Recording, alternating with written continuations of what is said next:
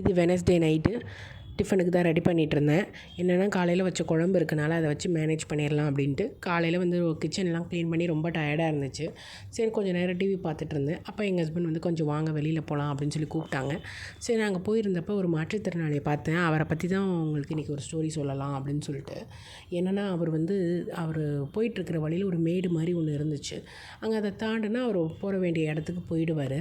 அங்கே போக முடியல அவரால், மேடில் ஏற முடியல அவர் வண்டி. அப்போ வந்து அவர் என்ன பண்ணாருன்னா, அவருக்கு முன்னாடி இருக்க யாரோ ஒருத்தர் அவருக்கு தெரிஞ்சவர் போல் அவரை கூப்பிட்டாரு. அவர் ஆனால் சரியாக ரெஸ்பான்ஸ் பண்ணலை. அதனால் அதே வண்டியில் யாரையுமே கூப்பிடாம அவர் வர வரைக்கும் வெயிட் பண்ணுவோம் அப்படின்னு சொல்லி அப்படியே உட்காந்துருந்தார். இதை பார்த்துக்கிட்டே இருந்தேன்னா, சரி நம்ம போய் கொஞ்சம் தள்ளி விடலாம், அவங்க அந்த விட்டு போகணும் போல் அப்படின்னு சொல்லிட்டு, ஏங்கன்னா எதுவும் கொஞ்சம் தள்ளணுன்னா சொல்லுங்கன்னா நான் கூட தள்ளுறேன் அப்படின்னு சொல்லி சொன்னேன்.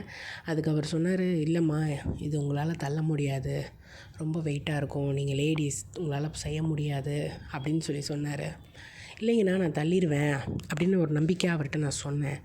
இருந்தாலும் உங்களால் முடியாதுன்னு அவர் 1000 வாட்டி சொல்லிகிட்டே இருந்தார். இல்லைங்கண்ணா பரவாயில்ல அப்படின்னு சொல்லிட்டு நான் தள்ள போனப்போ என்னால் தள்ளவே முடியல உண்மையாகவே அவர் சொன்ன மாதிரி. அப்புறம் நான் தள்ளுறத பார்த்த உடனே லேடீஸ் இங்கே பெட்ரோல் இல்லாமல் நின்றுக்கிட்டு இருந்தாங்கன்னா எப்படி ஒருத்தவங்க தெரியாத நபர்கள் வந்து ஹெல்ப் பண்ணுவாங்க, அது மாதிரி நான் தள்ளிகிட்டு இருந்ததை பார்த்த உடனே ஒரு 4 ஆண்கள் எங்கேருந்து வந்தாங்கன்னே தெரியல, 4 ஆண்கள் வந்து அந்த வண்டியை தள்ளுறாங்க. இதை பார்த்த எனக்கு ரொம்ப ஆச்சரியமாக இருந்துச்சு. ஏன் அதை ஒரு பெண் தள்ளினதுக்கப்புறம் தான் வந்து அந்த ஆண்கள் தள்ளணுமா? அவரும் ஆண் தானே, இந்த மாற்றுத்திறனாளியும் ஒரு ஆண் தானே, அவருக்கு இந்த சக ஆண்கள் அப்பயே உதவி பண்ணியிருக்கலாம் இல்லையா அப்படின்னு தோணுச்சு.